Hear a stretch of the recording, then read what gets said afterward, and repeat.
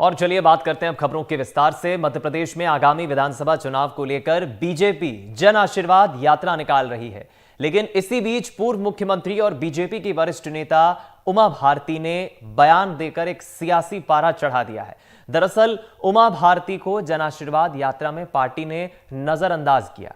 रविवार को पार्टी के राष्ट्रीय अध्यक्ष जेपी नड्डा ने चित्रकूट में यात्रा को हरी झंडी दिखाई थी, लेकिन उमा भारती को इसका आमंत्रण नहीं मिला।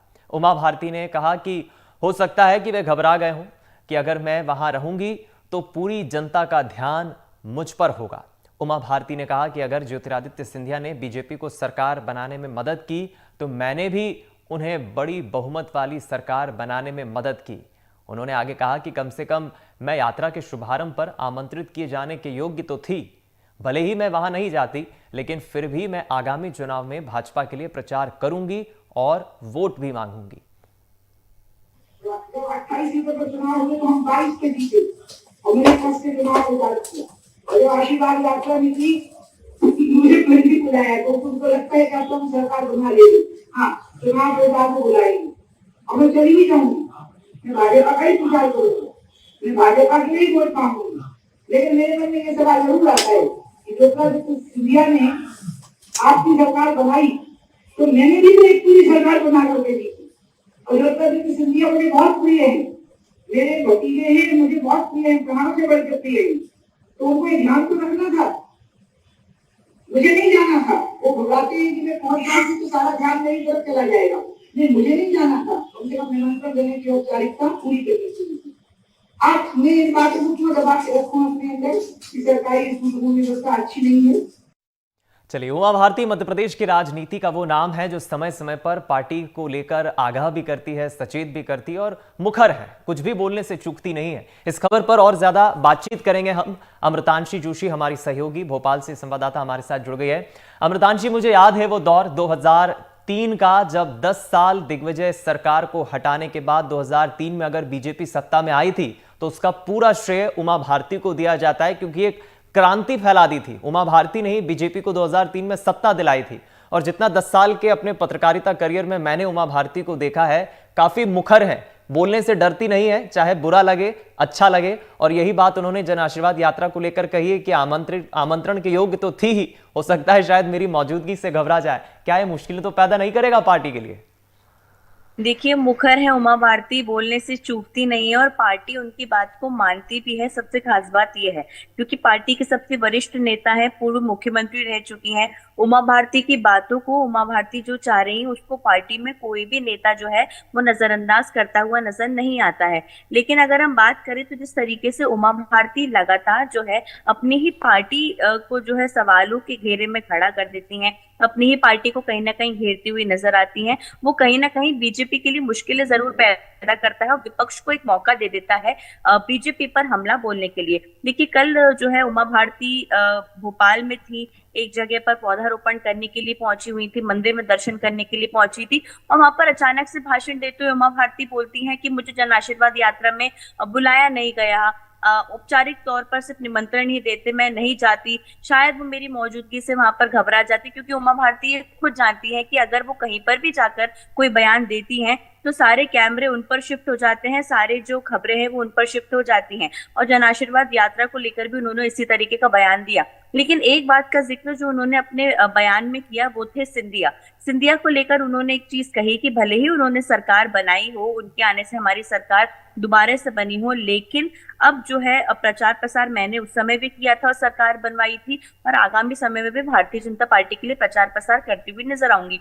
तो उमा भारती ने भले ही एक बात कही हो, लेकिन उसमें भी दो तरीके के बयान दिए हैं। उन्होंने काफी जो है कोमलता के साथ बोलते हुए, तंज कसते हुए अपनी सरकार पर जो है उनको घेरा, अपनी सरकार को ही घेरा कि मुझे निमंत्रण नहीं दिया गया। तो कहीं ना कहीं उन्होंने अपनी नाराजगी जो इस बयान में दर्ज की है।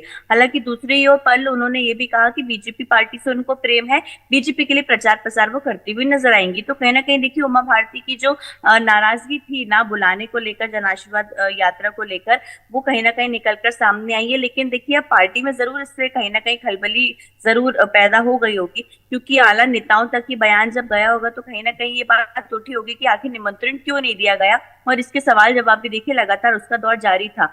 हालांकि देखिए ऐसा नहीं है कि उमा भारती को लंबे समय से जो है तवज्जो लगातार सरकार दे रही है।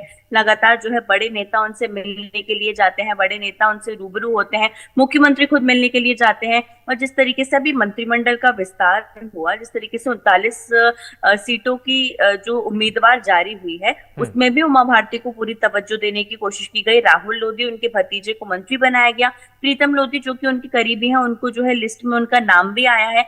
तो कहीं ना कहीं देखिए पूरी कोशिश पार्टी तो डैमेज कंट्रोल करने की कर ही रही है, लेकिन समय समय पर उमा भारती की जो नाराजगी है वो कहीं ना कहीं किसी ना किसी रूप में निकलकर सामने आती है, जो कि कल जन आशीर्वाद यात्रा को लेकर निकल कर आई। हालांकि ये बयान कल काफी चर्चाओं में रहा, उसके बाद जो है आला नेताओं तक की बात की गई होगी, लेकिन अभी 4 जन आशीर्वाद यात्रा और बची हुई है। फिलहाल ही देखना होगा कि क्या कुछ पार्टी का इसको लेकर स्टैंड रहता है और क्या कुछ उमा भारती का दोबारा से इस पर जो है वो प्रतिक्रिया सामने आती है। जी एक चीज मैं लेकिन ये भी देख रहा हूं, इसमें कोई दौमत नहीं है अमृतांशी, इस वक्त मध्य प्रदेश बीजेपी को जो नेता चला रहे हैं वो उमा भारती को नजरअंदाज तो कतई नहीं कर सकते। कद्दावर नेता है, उनका एक बड़ा योगदान समय समय पर रहा है। ये वही उमा भारती है जो शराबबंदी को लेकर पत्थर उठा के फेंक देती है, शीशा तोड़ देती है एक शराब दुकान का। उमा भारती अपनी मांग मनवाने के लिए धरने पर बैठ जाती है। लेकिन इस बार तो बाकायदा उदाहरण दे रही है कि अगर सिंधिया बीजेपी की मदद कर सकते हैं सरकार बनाने में, सत्ता में आने में, तो मैंने भी की थी 2003 में।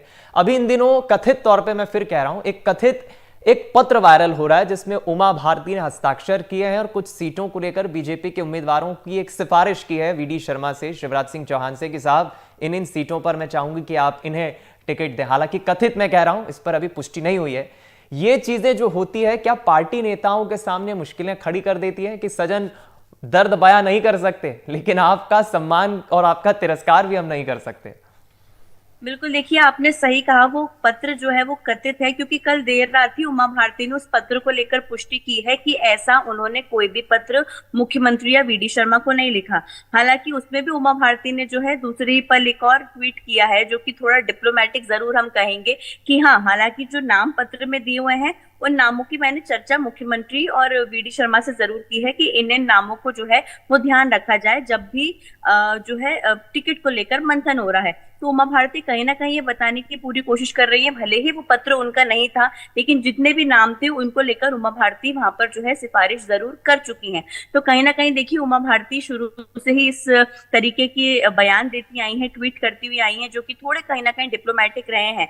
और जाहिर सी बात है, ये जो पत्र वायरल होते हैं, जब उमा भारती के बयान वायरल होते हैं, तो कहीं ना कहीं पार्टी के आला नेता इससे थोड़े परेशान तो जरूर हो जाते हैं, क्योंकि वो कितनी ही कोशिश कर लें, फिलहाल देखिए लगातार उमा भारती को ना तो वो जो है इग्नोर कर सकते, ना है उनकी बात को टाल सकते हैं, क्योंकि कद्दावर नेता रही हैं। उनका जो प्रतिनिधित्व है एक ऐसे समाज से आता है जिसको लेकर जो है वोट बैंक भी काफी ज्यादा महत्वपूर्ण बीजेपी के लिए कहीं ना कहीं हो जाता है, जो कि लोधी समाज है, जो कि ओबीसी समाज है। इसलिए बीजेपी बिल्कुल भी नहीं चाहती कि उनके कद्दावर नेता कोई भी रहें वो नाराज रहें, और दूसरा जो वोट बैंक है जो कि उनके समाज से भी आता है, उसको भी कहीं ना कहीं बीजेपी नहीं खोना चाहती है।